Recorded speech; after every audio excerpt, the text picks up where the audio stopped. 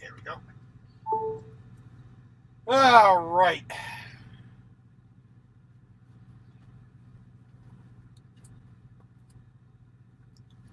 All right.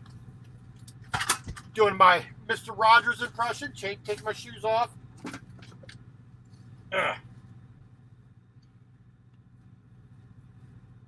Another fun day on the highway for this truck driver. And apparently boring enough that nobody wants to stick around. Okay, whatever.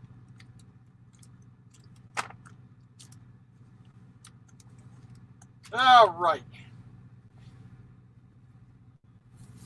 That's just the way it is sometimes. Okay.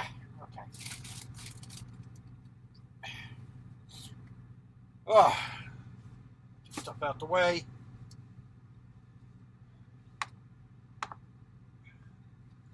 Hey, Helen, how you doing, ma'am?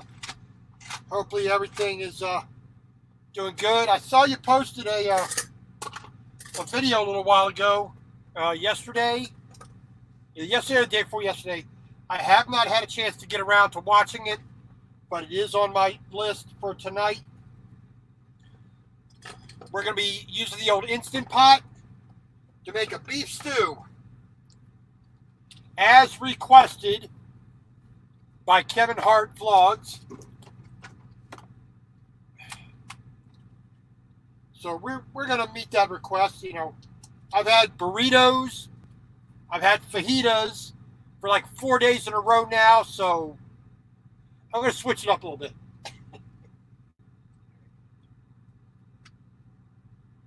Just to give myself a little bit of a break, we're going to make a beef stew. So this is the 3-quart model of the Instant Pot.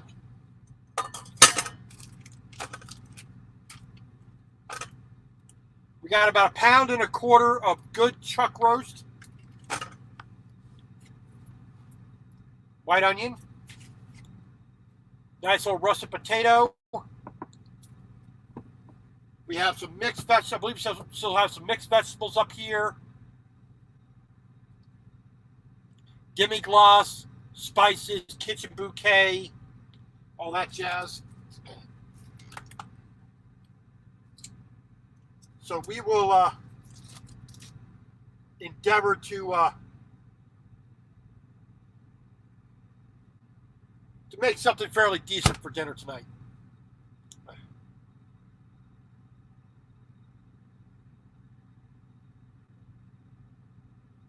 Well, I will pray for your recovery. And garlic is one of those things, just like with onion, it's high in sulfur, which is always good for the joints. And there's other things in the body that sulfur really does good for. So definitely hope for a speedy recovery, because no one likes the blahs if they can get away with it, you know. All right. So we got a nice, good-sized cutting board out here.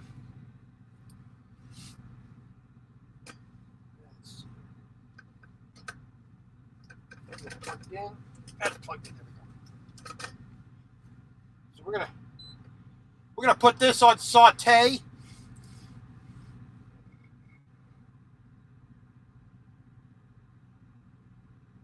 Oh yes, yeah. I mean it's been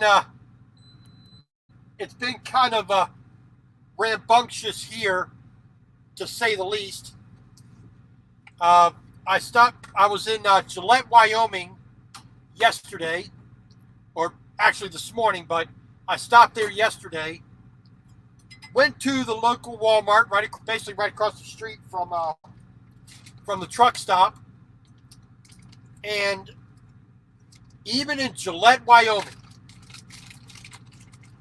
people were acting like it was the end of the world. All right, so nice, good chef's knife, good piece of beef.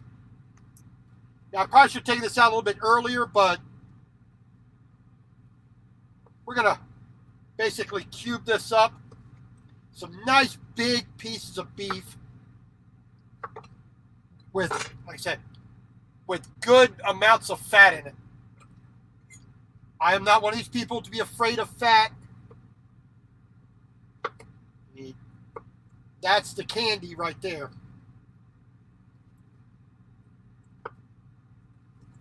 So we're going to put a little bit of brown on, brown these up a little bit.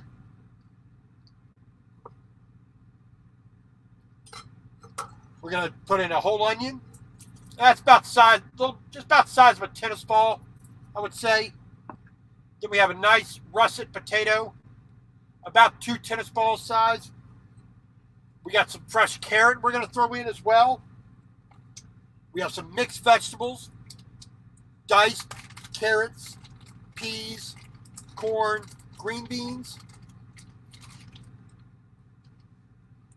Bit of ice there. We'll throw that off to the side. Set that right there. So this came out of a 2.5 or 2 3/4 pound chuck roast.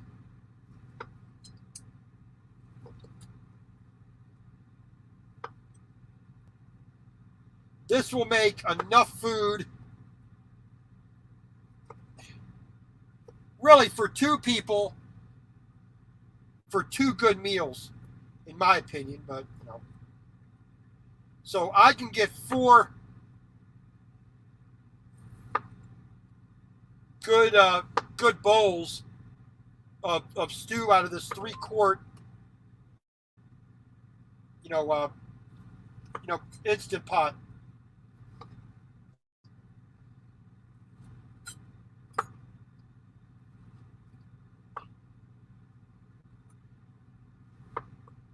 All right, we'll just set that right there for the moment. So we got our beef all cut. Set that right there. Have to wait for a moment. Now this is not, like I said, I can use butter, I can use bacon, I could use regular oil, but I'm going to use some olive oil.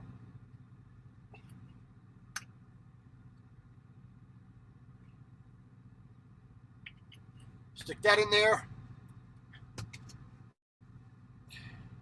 Now I could, I'm going to put a little bit of black pepper on this. So it's right here on the board. Set that up out the way there so I don't lose it.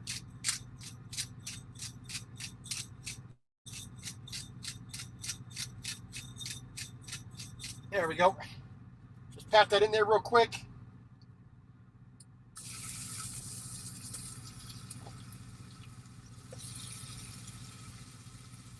I'm going to try to get a little bit of color on that.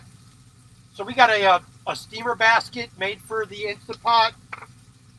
I was going to throw the beef in here for the moment. There we go.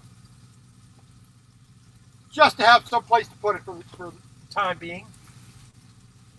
All right, now I need my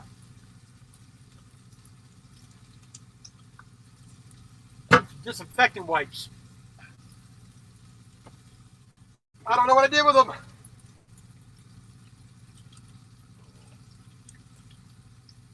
Back here.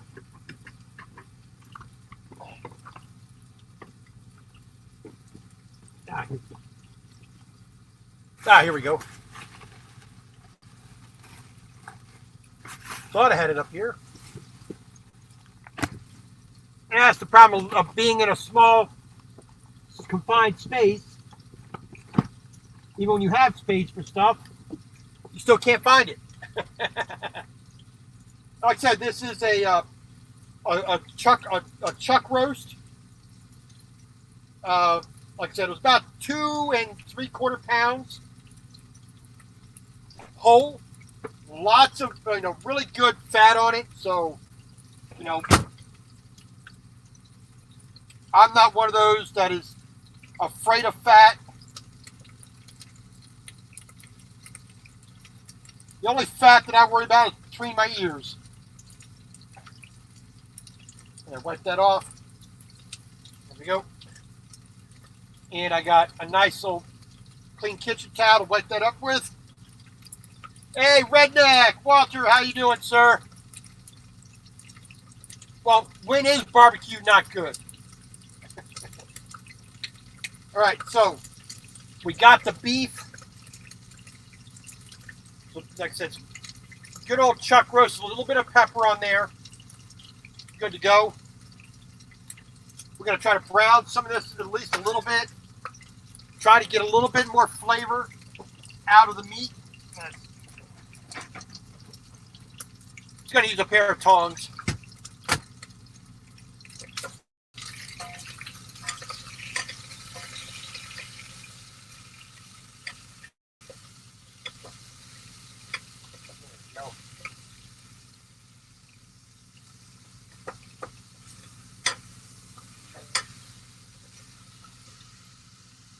Stick those over the side. Get a bit of them brown bits to caramelize in there. Render out a little bit of that fat. Not a lot, just a little bit. Mr. Ross Romes. Bonjour. Bonsoir. Bienvenidos. Sorry, I'm playing American, so I just say hi. So, beef is cooking, at least partially. I'm just going to stick that right there. All right. Got a trash bag here, I think. Yes, trash bag right here. Get that out the way. So, just going to stick in a hole. I guess you want it off. We got a whole yellow onion here, about like I said, about a tennis ball size.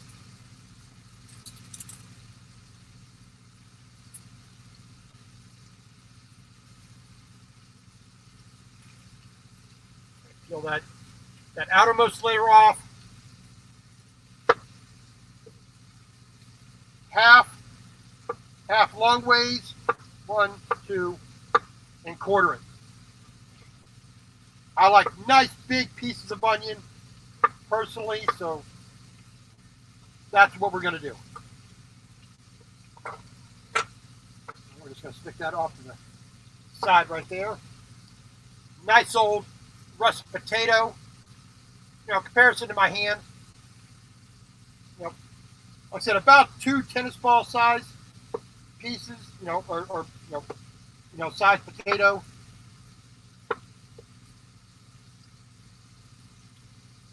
We'll try to get the actual pieces down to a size that's decent, not too big, not too small. Now, if I was doing this in a nice big old kettle, there'd be 3 and 4 potatoes in there, and 5 pounds, 6 pounds of meat, but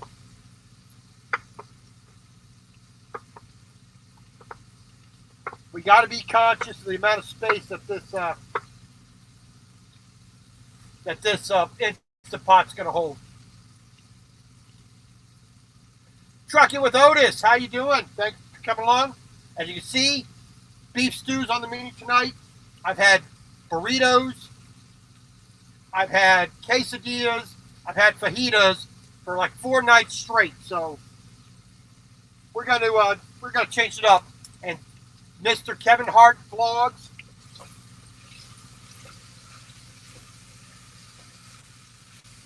made that suggestion to me.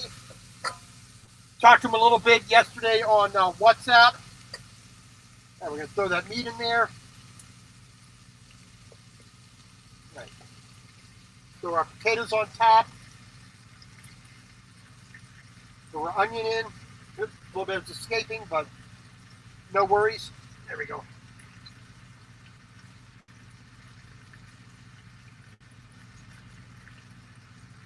All right, so here we go. A little bit of cleanup as well. Oh yeah, I mean, a good potato that's nice and firm with the skin on, especially when you what I do in the morning time is I'll dice it You know, uh, I know about the size of my thumbnail or fingernail. You know, cubed, fried in a little bit of butter and maybe some bacon fat until it's all nice and crispy and golden brown. You take 5 or 6 eggs, sunny side up, put that on top, let the yolk, and then when you cut into it, the yolk runs everywhere. That's a meal for me. All right, so clean off my knife, cleaned off the cutting board.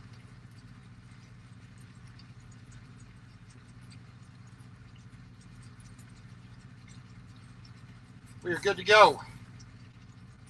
Try to, you know, because I'm in such a confined space.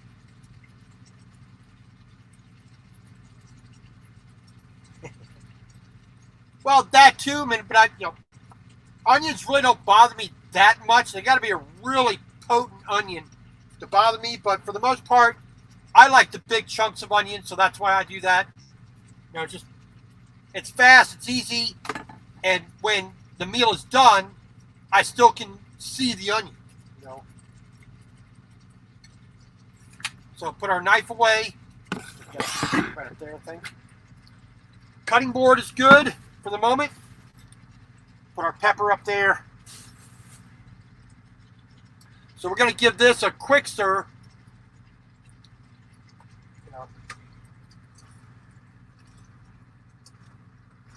And this is a pressure cooker, so this will cook a lot faster than typical. All right, so throw that right there.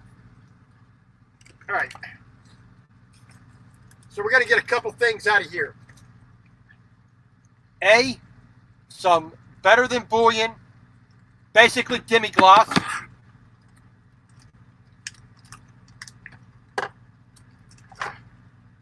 We're going to add a little bit of color, a little bit of more beef flavor with some browning sauce. A little bit of tomato paste. So we're just going to take a squirt of that. Put that in there like that. All right, here we go. And we're going to throw in a little bit of garlic as well. Grab a little spoon here. I get the lid off. Looking like such a weakling. All right, a little bit of garlic. And yes, I would prefer fresh garlic instead of the minced, chopped up stuff already, but you know, sometimes you got to do what you got to do. We're going to take a little bit Italian seasoning. Let's throw a bit of herbs in there. May seem like a lot, but yeah, whatever. So a little bit of the kitchen bouquet.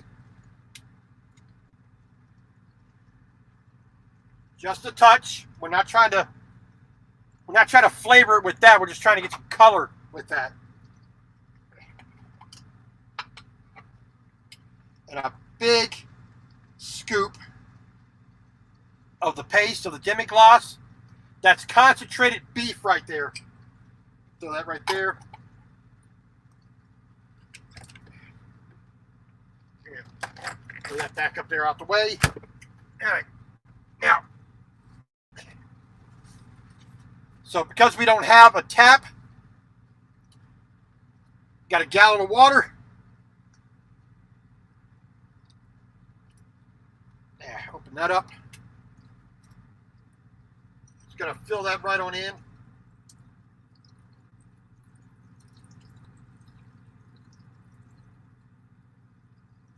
There we go. We're gonna fill this up about 2/3 of the way up, which will be just enough, I think. And if later on we want to add some more water, we'll add some more water.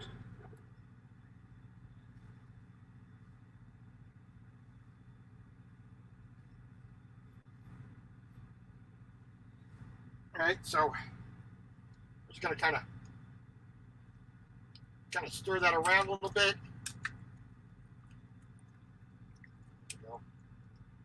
So all the demi-glace is off the spoon, which is what we want. I want to try to distribute some of that around there a little bit. Not a lot, just a little bit. It'll break up and disperse as it cooks, but all right. So now we do the fun part. We put the lid on. Lock that up. Put that on stew. Let's see. Let's hit the cancel button. Put that on meat and stew. And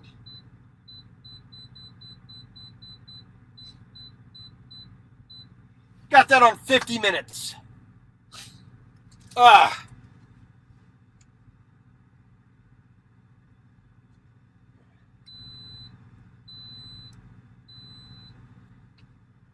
So now that's going to build the pressure. That's going to build the heat. That's going to do its thing. So all we need to do is basically leave it alone, do its thing. Then once I'm done, let me see if I got some up in here. I think I do.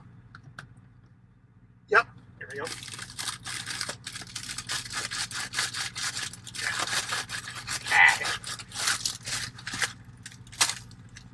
We got ourselves a package of mixed vegetables, like I said, corn, peas, green beans, and diced carrot. So when this is all, because these are so, like I said, just about the size of your fingernail or thumbnail type size, we're going to wait till the last minute to dump this in, stir it in. It'll heat all this up. It'll be just fine. These won't turn into mush, which is what I really don't want. I'm going to set that up in there. There we go. All right. Well, we have done a 590-mile day today. All right.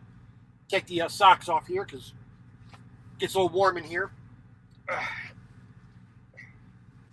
We did 590 miles today. We started off in Gillette, Wyoming, I-90, Interstate 90, westward, and we stopped here in Missoula, Montana. So basically, 2 states today is all we've been in all day. A fairly easy ride. The wind has died down, so we actually had pretty good. Hey, Mr. Nathaniel Lee, yes. Let's see here.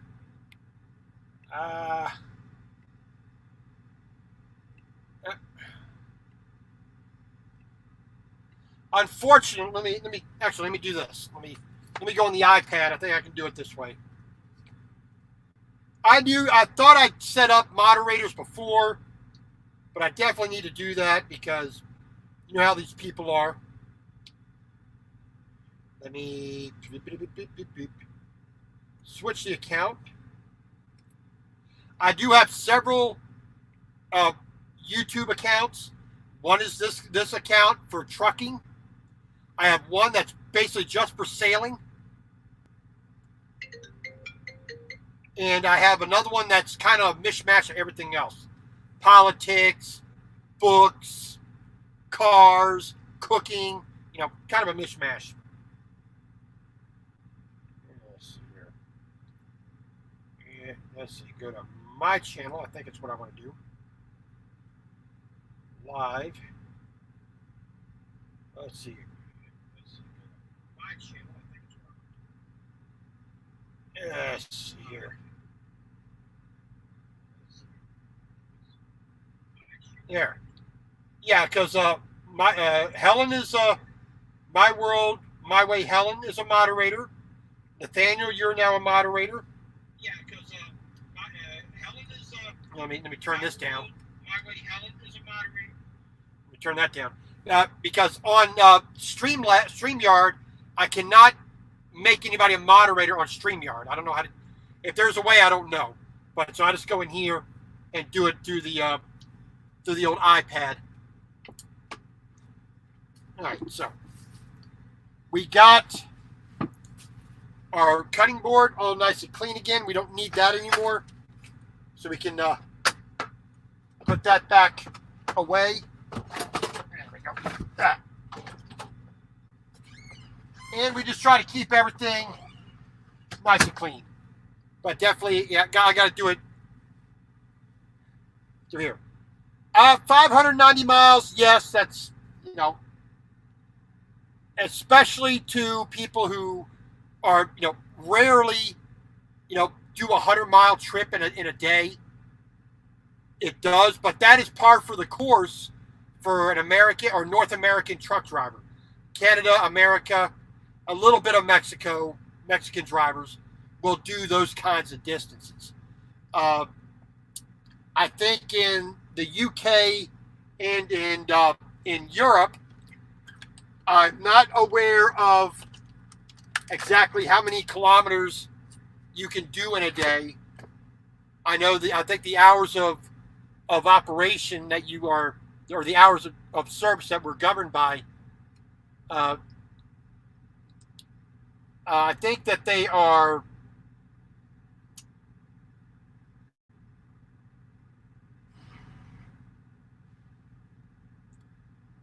a little bit more strict than what they are in North America. So I think that they can do as many miles, plus the parking situation, plus, just the smaller roads, and a lot of the more regulation in Europe. So I think it's just a little bit more difficult in Europe than it is in America and Canada. But 590 miles, that's a good day. Now, because of the type of trucking that I do, let me adjust that a little bit. There we go. Because of the type of trucking that I do, oversized loads, heavy haul, flatbed, the cargo's open, not inside a box. We are required by the rules and regulations, which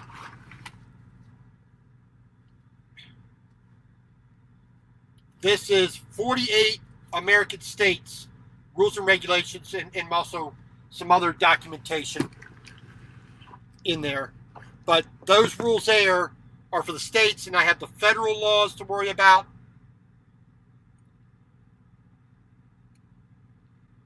Yeah. Well, make me some hot chocolate, because I want some too. But the rules and regulations, dictate that as a flatbed, step deck, the type of the trailer that I'm pulling, I'm required to stop every 150 miles or every 3 hours. Whichever comes first. So the normal driving that I do is I plan on that. That's drive 150 miles, stop, check my load, make sure nothing's falling off, then proceed down the road. So I always have a break every couple of hours. So, basically 2.5 hours, roughly, take a break. Another 150 miles, typically around 300 miles, I like stopping and taking a 30-minute break, which I'm required to do as well. That way I'm not going to I don't get that highway, blindness. I don't get that mirage. I don't get overly tired. So, things like that, Turn that down a little bit. There we go. So, it's not as bad doing 590, 600, 650 miles in a day. That's easily achievable. But I don't like putting myself into a position where I'm going to be overly tired. I'm going to start having a lapse of judgment. So, yeah, I mean, this took me, let's see, 9 hours and 30 minutes of driving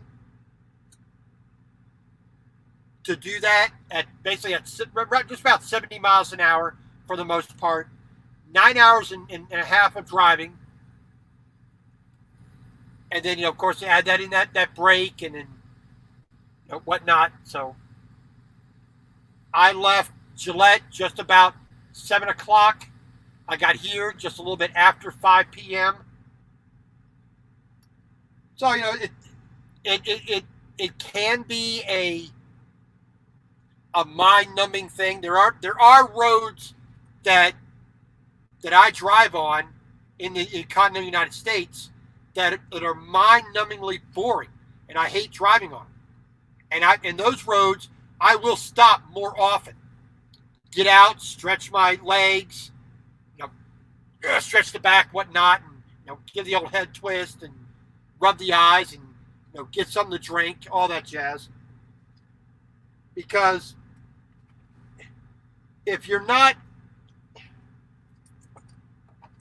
you're not paying attention to, what your how you are perceiving the road, that makes it dangerous.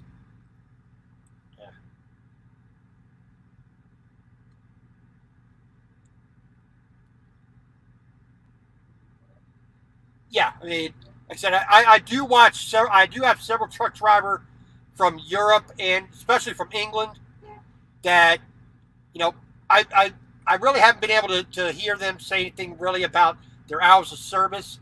I probably have to go through their channels and look, but it's still the same thing.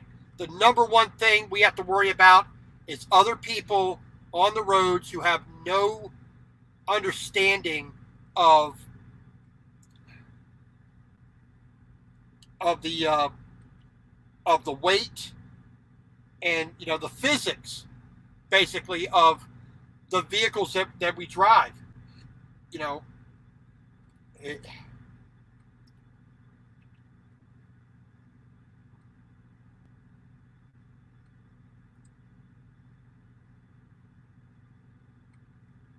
When you are, let me turn this down here.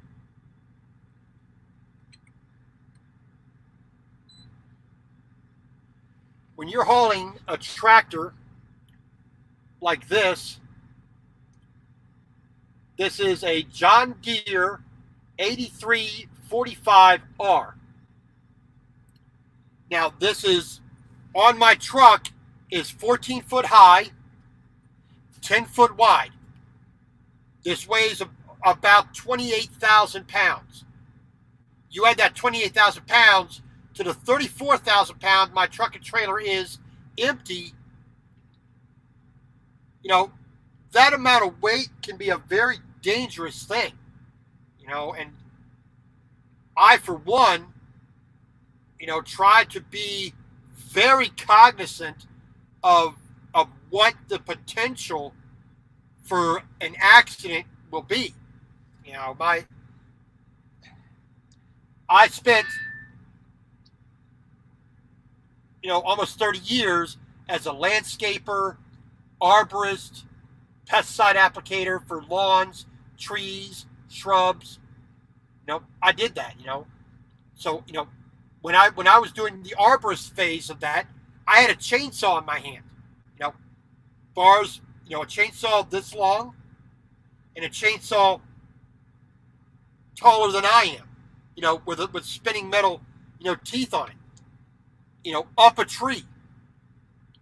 So I understood the danger of that, and I basically had the same kind of mentality driving this truck. This is a Peterbilt 389, 280-inch wheelbase,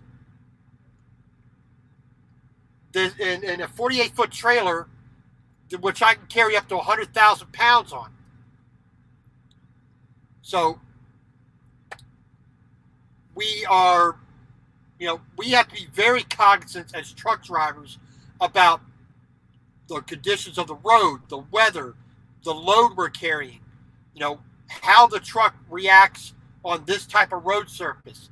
in this kind of conditions? How fast can I go? How much room do I need to brake? How much, I have to be so conscious of that, where unfortunately too many people in their small little Hondas and Fords and whatever, they turn the key and they go. Mr. Hart, you are to blame. And I did put the link for your channel at the top of the discussion. We have the Instapot here, going with the stew like you requested. So that's still got a ways to go. So we got our vegetables, we got our meat, we got our herbs and spices and seasoning and whatnot in there. So hopefully it comes out good. If it's not, I'm blaming you because it is your fault. But like I said, there's two phases to being a truck driver, especially a truck driver like myself. That's what we call OTR, over the road, long haul, long distance, a long time in the truck. Now I'm on the more of the extreme end of amount of time in the truck versus a lot of truck drivers. But like I said, I have two phases that I have to worry about constantly. A, the truck driving, the loads, the paperwork, the business side of it. That's right here. I mean, right in front of you, right here. I'm touching the back. Let's see if that doesn't blind anybody. But that right there, that's the back of the driver's seat. I mean, I put my arms out like this. I'm touching the back of the driver's seat and the back wall. The back wall of the truck. And I do that. That's the width of space I have. Then side to side on the truck, left and right of the truck, that's about 7.5 feet. And it's about 6.5 feet floor to ceiling. So you have to kind of be,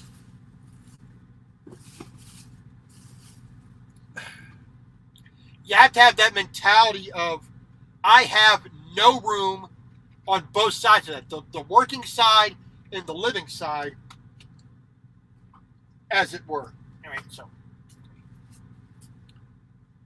let me move some stuff around here so I can show you what we got going on. So, as you can see behind me, this is the driver's side, okay? So, I got a little camp table down here, which can fold up and roll away, and roll up in a nice little tight thing. This is all my clothes, and in the door there's a few little shelves in the door for toiletries and medicine. This is my refrigerator and freezer. Let me turn those off. That's a little too glaring. Okay. So my refrigerator. Now most colleges, most small apartments have bigger refrigerators. Then we got these cubbies up here, which are kind of worthless the way they designed them, because they sit half the thickness of the refrigerator, and there's no doors to them, and they got curves and not really well designed. Now, then you got the bed, of course. I keep most of my electronics up there at the head of the bed. And here's the other side. Okay, so another cabinet, the same as the closed cabinet, except it's about 7 inches shorter. Here, we keep our microwave here on this shelf. Up here, we have a small, soft-sided little tote there with dishes and cooking implements. Vitamin pack is up there as well. And just wherever I can shove things, I put them in there. This side, mirrors. The other side, open cubbies. I got to use boxes to hold stuff and kind of just put stuff where it can fit. Now, at the foot of the bed, There's a little plastic tray that's basically screwed down. So I have, a bunch of, vitamins and minerals and health stuff behind there, vacuum cleaner, cooking stuff, whatnot. But recently I built this little shelving unit. So I built this little shelving unit. Gives me a little bit more space. Yesterday in Gillette, I picked up these under mount wire baskets. Just slides on top of the shelf. Gives me a little bit more space, which is always a good thing. So things are, not perfect, but, they work. So, I keep my permit book here, my printer, some more storage here, primarily for food, but a few other things in there, and a little 3-drawer unit for my utensils. So it's coming together, like I said, but it's always a question, just like when I'm driving. When I'm driving, I'm always conscious of the space I have around me, because people will get hurt if I'm lackluster in my professionalism as a driver. That's not the right phrasing, but there you go. Well, but like I said, this is 5.5 foot, 7.5 foot, 6.5 foot. Then you take out the bed, you take out the cabinets, you take out the storage that's accessed from the outside. You take out the funky way they design things in here. It's not a lot of room. And I squeeze in everything I need. Almost 3 weeks worth of clothing. Shorts, underwear, socks, shirts, pajamas, pants, all that. A bit of medicine, your typical medicine cabinet. All my food for 2-3 weeks. That's cold is in here. I have dry goods. I have the spices and the herbs and all those little things like that. Bit of canned good, bit of dry, pastas that that I can keep for weeks and weeks and months without having to worry about. This kind of like my backup food. Then you got to I put a full kitchen in here. Which most drivers don't do. Most drivers do not have and I'm saying a full kitchen, loosely say full kitchen, but most truck drivers will not have a kitchen knife. A full 8 to 9 inch kitchen knife. I actually have 2. They will not have a cutting board. They will not have a box grater. They will not have olive oil and tomato paste and all the raw ingredients to cook with. I don't have paper plates. I don't have, plastic knives and forks. Real metal knives and forks. Peelers. Paring knives. Graters and whisks and, pots and pans. Most truck drivers don't carry that stuff. I've always wondered why. Like I said, I'm cooking this beef stew here. I'm going to get 4 big meals out of it. And let me show you. So,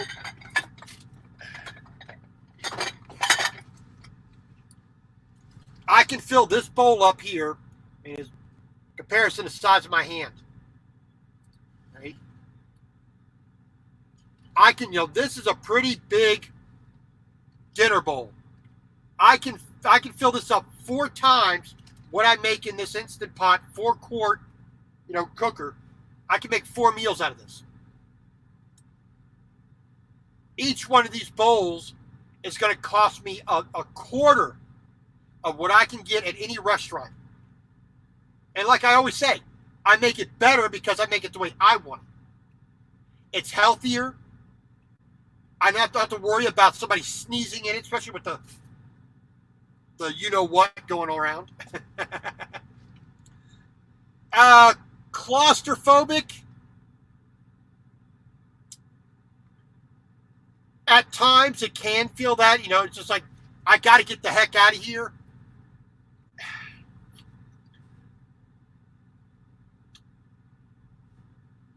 Most people, take the smallest room you have in your flat or your house. Probably the first floor bathroom. You have your shower, maybe with a bathtub, the toilet, a vanity with a sink, a mirror, your typical small apartment, type affair. Now, I have to have the driver's compartment, which is almost the same size as this living compartment.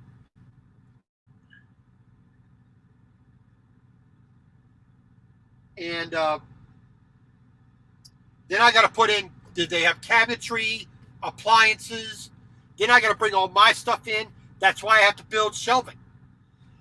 That's why I have to be creative with what I actually put on the truck and how it's organized in the truck.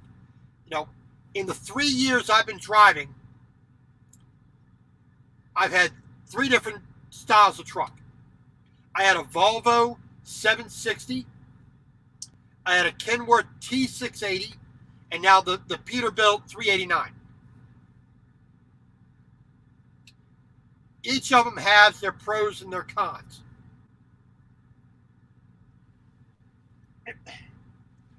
Now, the truck that I liked the best for the space was the Kenworth.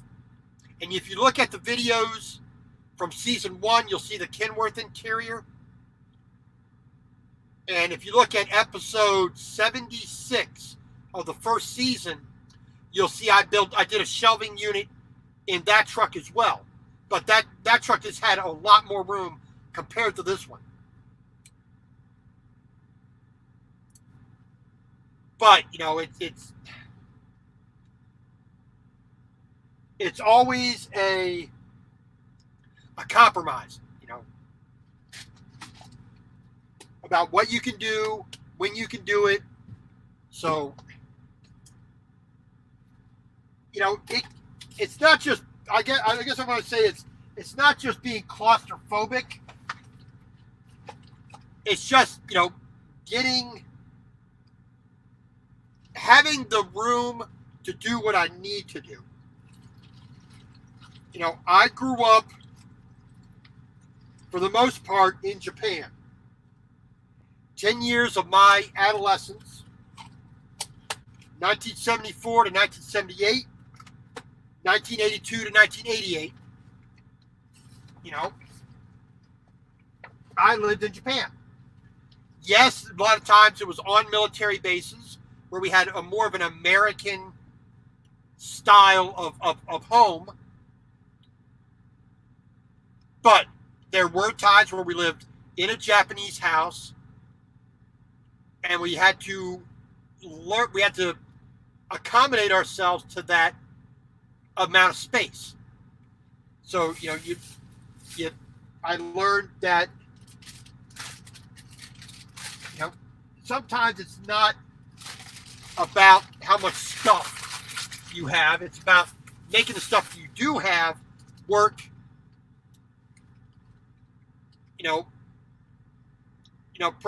work efficiently for what you need.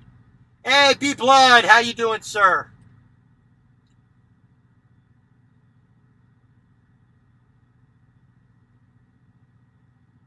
And that's the thing, I do have a window right behind you, just like this window here. So it, slides open. There's a mesh screen right here. So, when it's nice and warm, and there's not a lot of noise, or I don't have somebody on the side of me, because truck stops, everybody's stacked on top of each other.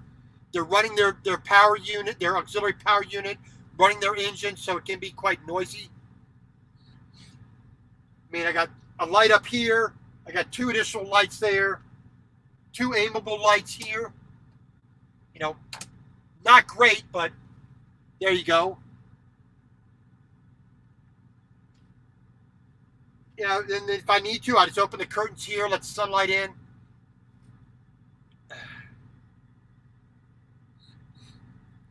It's not that bad. Because I'm used to such confined spaces, because I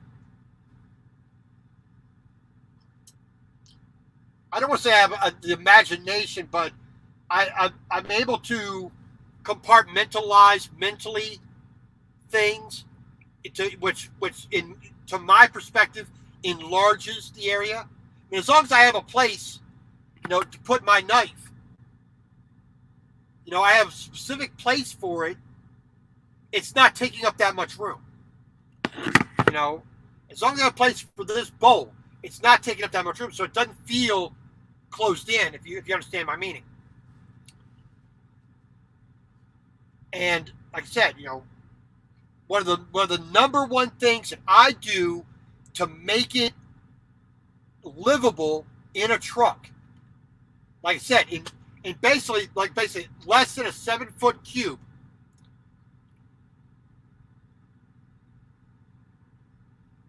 the thing that I do number one more than anything else is cook. And that makes it more tolerable.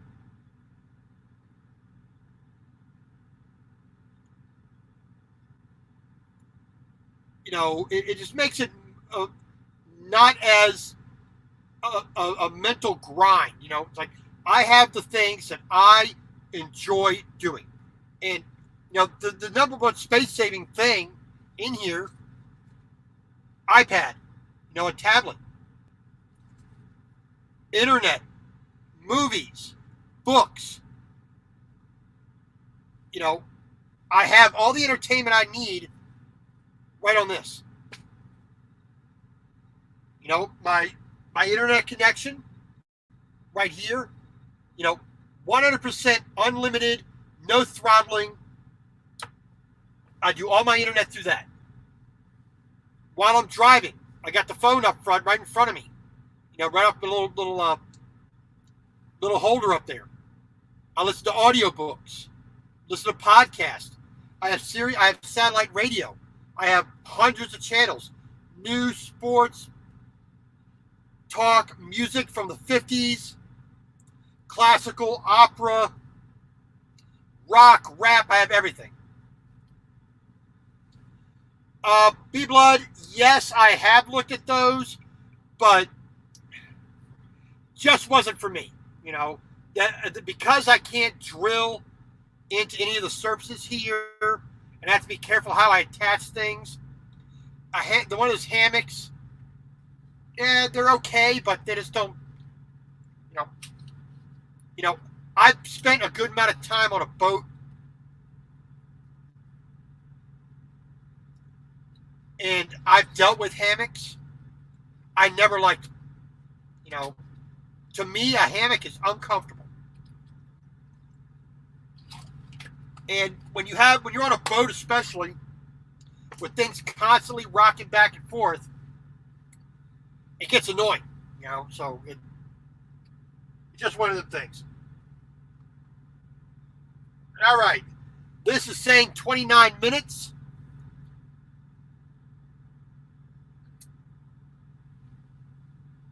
So it's not. Like I said, to be in a truck, you have to have a certain amount of personality. You have to have a certain insular kind of personality, a certain introverted personality. That helps to deal with being in this bit of a confined space. Oh yeah, that's what I mean. I mean that as well. A hammock for me and a hammock for storage. I never liked it. When you're walking through and on the boat and it's swaying because it's full of stuff, I never liked that. I didn't. I prefer nice hard, cabinetry built in.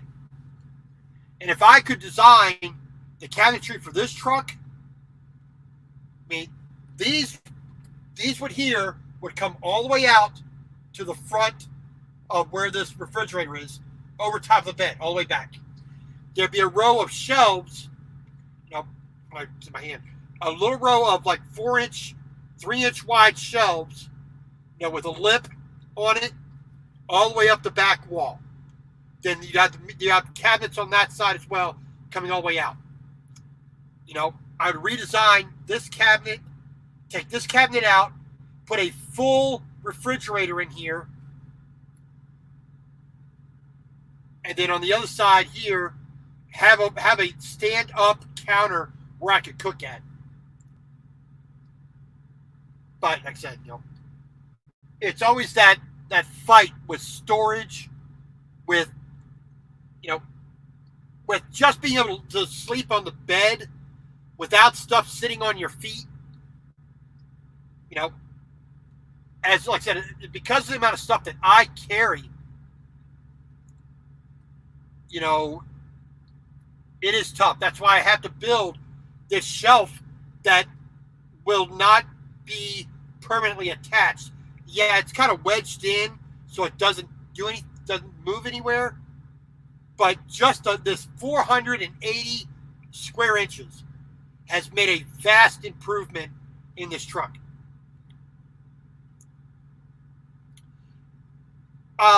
Yes, for both of you. If I owned this particular model truck with this space, I could do things a lot differently, and like I said, really customize it to my needs. Now, that would not be entirely conducive to some other truck driver, but that's the problem with designers. Oh, doesn't this look? That's where you get this thing. You got this tall, thing here that sticks out about 6 inches. Nice, super curvy plastic, no doors. Then, let me raise it up there. You got these up top, open as well. Not just that little bit of a 1 inch, 1.5 inch tall lip that's angled there. And this, like I said, recedes about 6 inches. This plastic here, it's about 2 inches, and it just takes up so much room. Now, like I said, if it came all the way out here to where the front of this is, leave the height the same way, but bring it all the way out to here. To this point right here. I would double the amount of storage space of what this cabin is. Well, actually more like triple, because I just can't stack things up, above there and expect them to stay. They give you these little mesh these little bars, with like a coat hanger wire in it and some mesh on there that's supposed to click in there and hold things in. But it only goes up, about this high. So anything above that's going to fall out anyway. So it's somebody sitting at a desk. Oh, this looks cool, I'll do this. But the number one person I would blame for that is not the initial designer. It's the person who approves that design.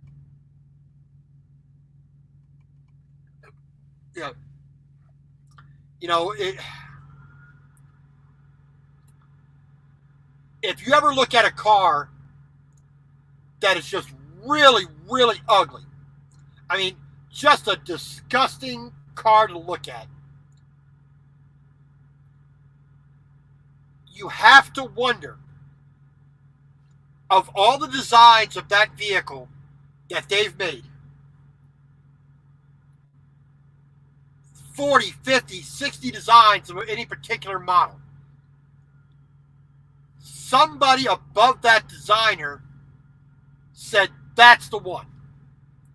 And I have to look at him going, what the hell were you thinking? Now, Helen,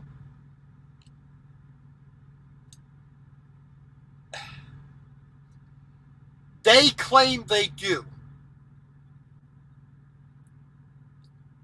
But the problem is, just like with anything else in life, what I need and want in a truck design for the interior versus what somebody else wants, they have to weigh those costs.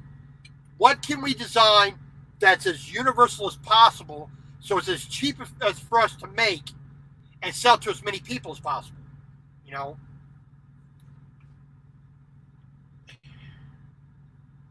It's like I said, it's not the initial designer that I ever questioned with that. They came up with a design they thought would work. It's the guy above him approving it.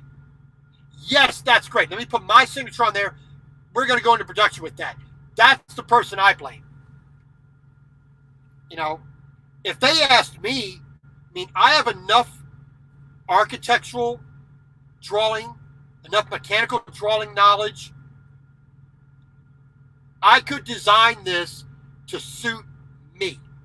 And probably, and I do qualify it, probably suit a lot more drivers. But I'm not in that position. I don't own the truck. So, I don't have the permission from my company's own, the owner of the company, which owns this vehicle.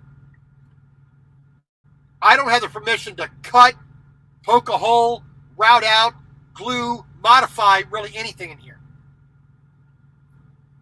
So, it's, the things that I can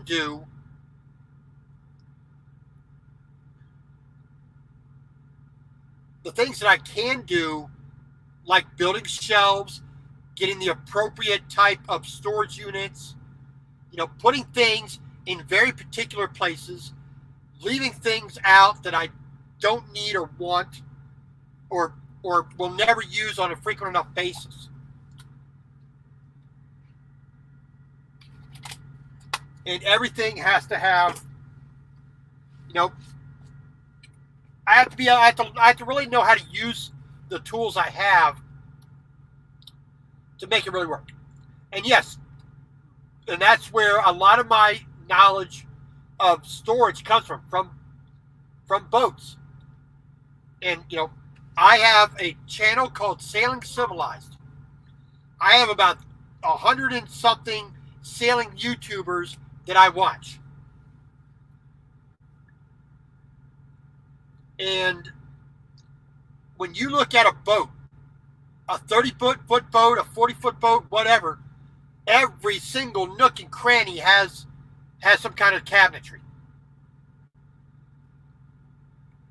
Now, granted, they are not working. This is a work vehicle first and foremost. All of this is kind of a secondary, let's make the driver comfortable while they're out there on the road. Now, boats really don't have any rules governing how much they can weigh. I do. I can weigh a maximum of 80,000 pounds without a permit. Now, there's only so much of stuff, that I could put on the vehicle to begin with before somebody really starts saying, hey, you're carrying too much junk. Get that out of there. And being it's their property, it's the company-owned truck, I can only say yes, sir, no, sir, yes, ma'am, no, ma'am. And, and I have to kind of accommodate for that. Mustache looks weird in the light, sorry. So I use things like the Instant Pot. You know, dehydrate, steam, boil, saute, cook, make stews, make ribs, uh, you know, make fried chicken. You know, I can do so much with with one unit. You know, I could do a lot with one little unit here. But I still have pots and pans. I still have knives. I still have, big old kitchen knives, because I want to make it so that it's conducive to me. But at the same time, I can only do so much because I don't own the truck. And if I did own a truck, I would be making sure that I have a longer sleeper. A good 8 feet between the driver's seat and the back wall. And then I would build all the cabinetry that way,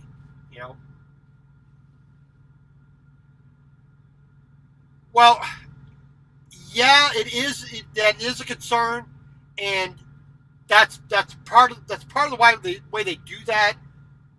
But the difference between making this out of sheet steel with nice rolled edges for support, and and certain and beams and wall joists, those can compensate a lot easier. But that's the way they spec these trucks out, so that's kind of what we're dealing with. Like I said, I'm in a very small minority of truck drivers on the road all the time. So let me pull up a calendar here.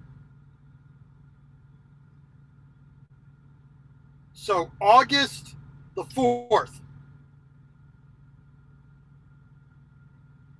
Okay, so August the 4th. So 30, 60, 90, 120, 150 days last year. So about 210 days. I've been in this particular truck, at this company in a truck for 210 days before I took 1 day off. That I was actually out of the truck for 1 day.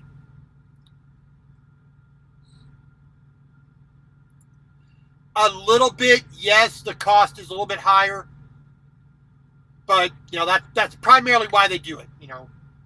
They're not really looking for the comfort of the driver when they're designing these cabinets. I mean, this piece right here, that the refrigerator sits in, this is almost 3 inches thick here. That's a lot of space to be wasted on that side and this side, the top of it and the bottom of it.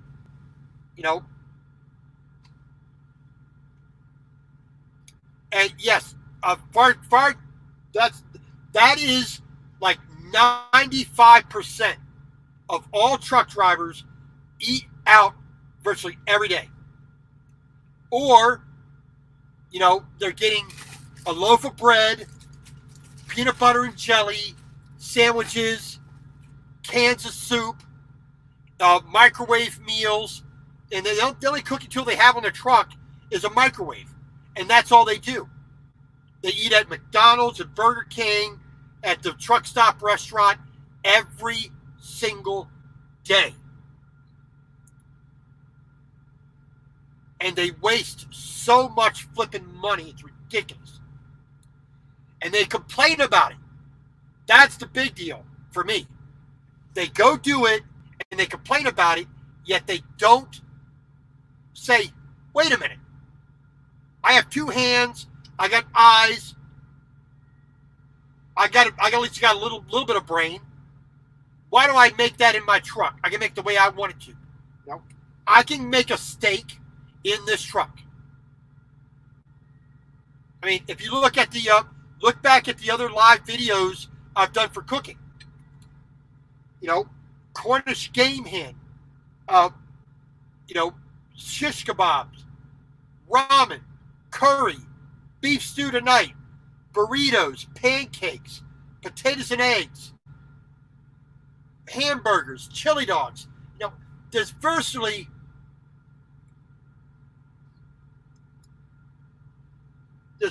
almost nothing you can't cook in a truck nowadays. If you have an auxiliary power unit, a generator unit outside, you got an inverter inside to convert the DC power to AC, you can run regular appliances. You don't need the 12-volt appliances.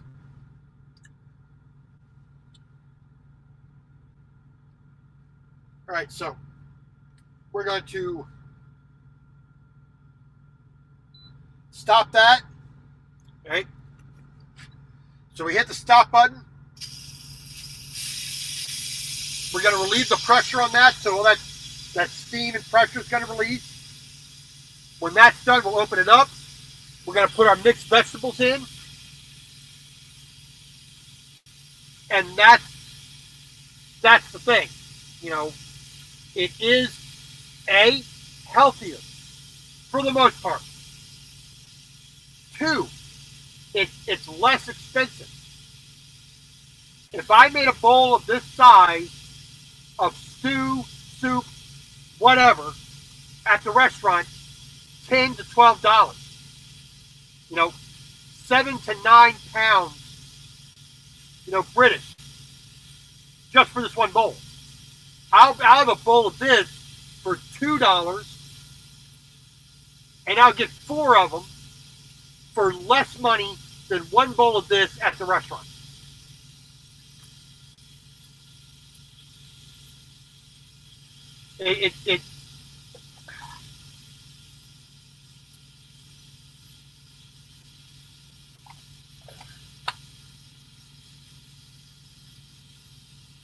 Well, it's twofold, Helen. One, it saves me money. It's healthier. I get what I want, when I want, how I want. But the number one main reason why I cook in the truck, I enjoy cooking. I truly enjoy the process,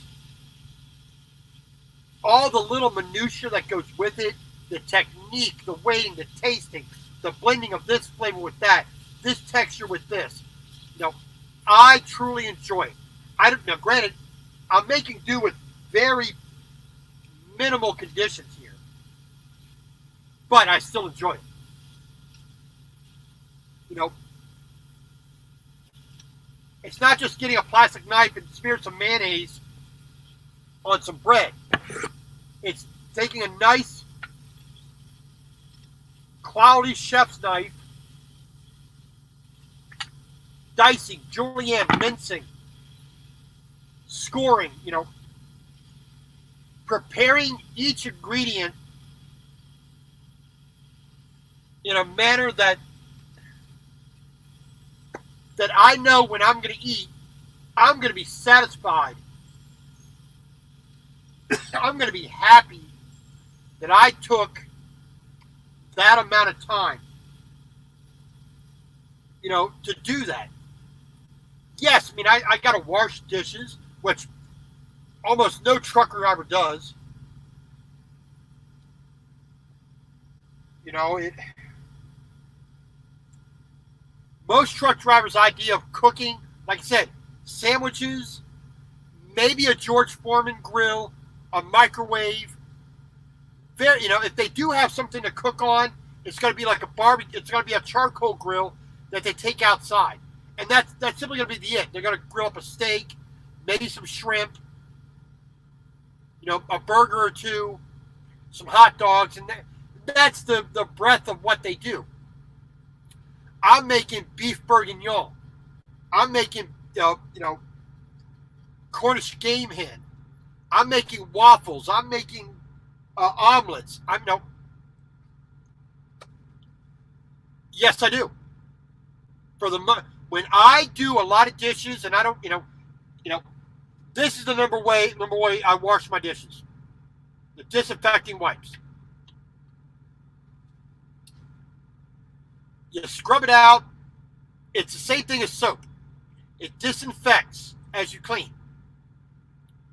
Yes, it costs a little bit of money to do it that way, but for the amount of dishes I typically use per meal, that's nice and fast. I can take them when I go get a shower. I take them in the shower with me. I got a collapsible dish rack. I have a bag to put all the dishes in. Do the dishes. Set them off to the side. Take my shower. Come back. Bring them back to the truck. Dry them off. Put them away. All right. So here we go. Okay. So the pressure has been released. This little pin right here is dropped. Now we can open it. All right. Oh, yeah. Set that right there. Let me get I'm going to get a fork here. Well, that's why I use a damp cloth to wipe it off. So I don't leave that on there. I wipe that off so it doesn't do that. All right. Nice piece of beef here. Fairly tender.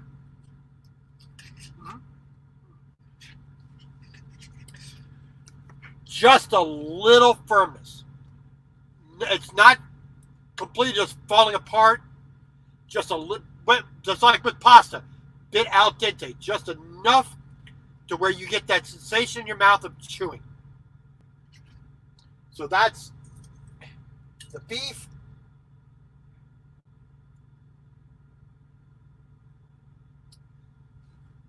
So a nice bit of potato.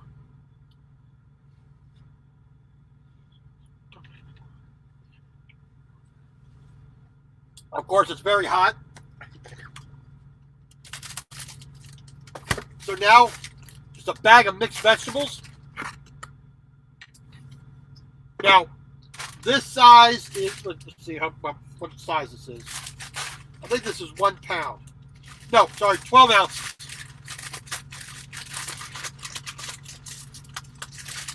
Right? So 12 ounces of mixed vegetables. This will typically be 4 individual servings for me. So this typically was about $1. So right away, this is 25 cents per serving. In the restaurant, you're talking about $1 a serving for this because you're paying for the labor. You're paying for all that. But we're just going to throw the whole thing right on in.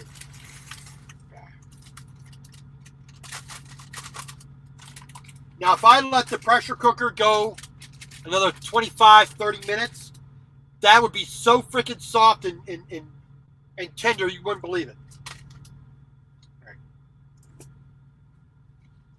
Put this up out the way so I don't spill that. So I'm just going to get those vegetables in there. And the heat is just going to warm them up. I don't really want to cook the vegetables. I just want them warmed through, basically. There's very few vegetables that I like soft. Very few. The only real vegetable that I truly like soft are lima beans. Now, I like lima beans when they're firm, but I like lima beans when they've been boiled for about 50 minutes. They've absorbed as much water as they can.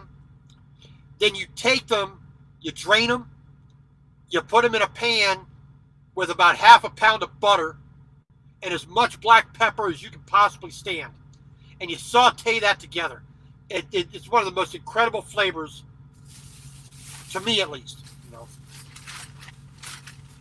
And you want them almost to mush, but not just right on the edge of, just collapsing into a pool of water, into a pool of liquid.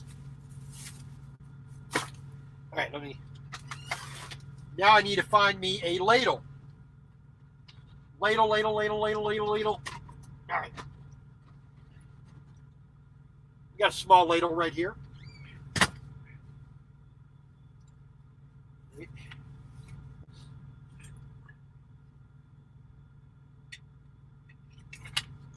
Put that away. All right, so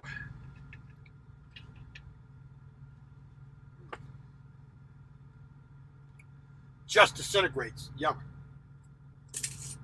right, so we got a spoon.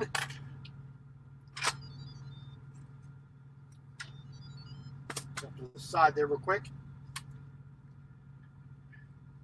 Now I wish I had some buttermilk biscuits to go with this, but no such luck today.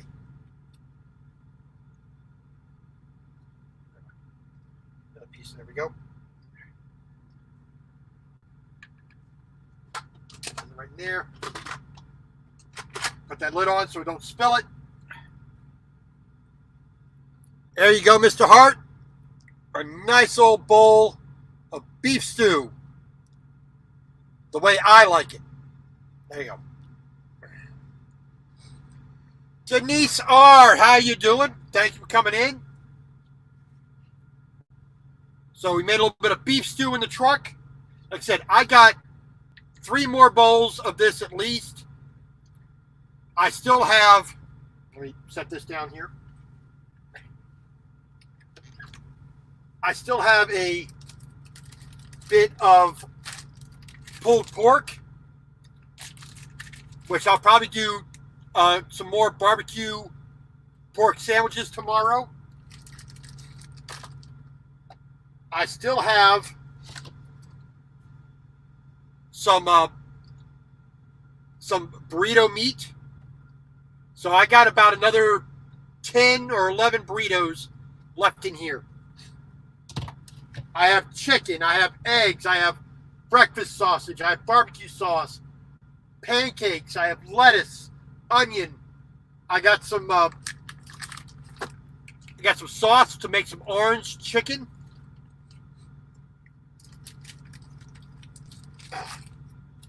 I have some salsa con queso for nachos.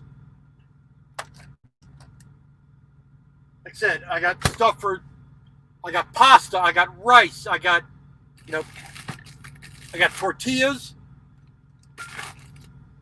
olive oil, black pepper, red pepper flake, thyme, curry powder, curry paste.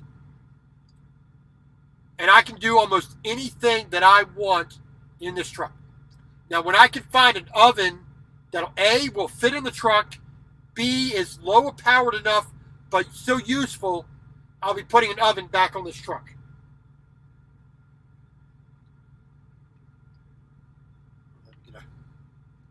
So a nice big chunks of onion in there, vegetables, some big old chuck roast, potatoes, a good broth with it too.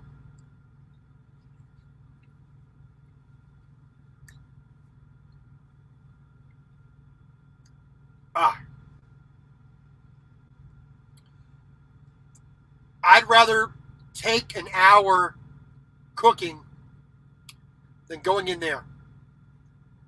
There are some restaurants that are pretty good, but I'd rather do it myself. So, I just want to say thank you for joining me on this. I do have some editing that I got to do. I'm so far behind on the vlog, it's ridiculous. So, everybody, please take care of yourselves. Don't go around sneezing on each other. No, shouldn't be doing that anyway. So I just want to say thank you all for joining us. B Blood, Denise, thank you for coming in late, but I do appreciate it. Helen, thank you very much for My World, My Way, Helen. Nathaniel Lee, Mr. Trucking with Otis, Kevin Hart Vlogs. Thank you all for coming in. I do appreciate it. Redneck Lifestyle. Please go check everybody's channel out.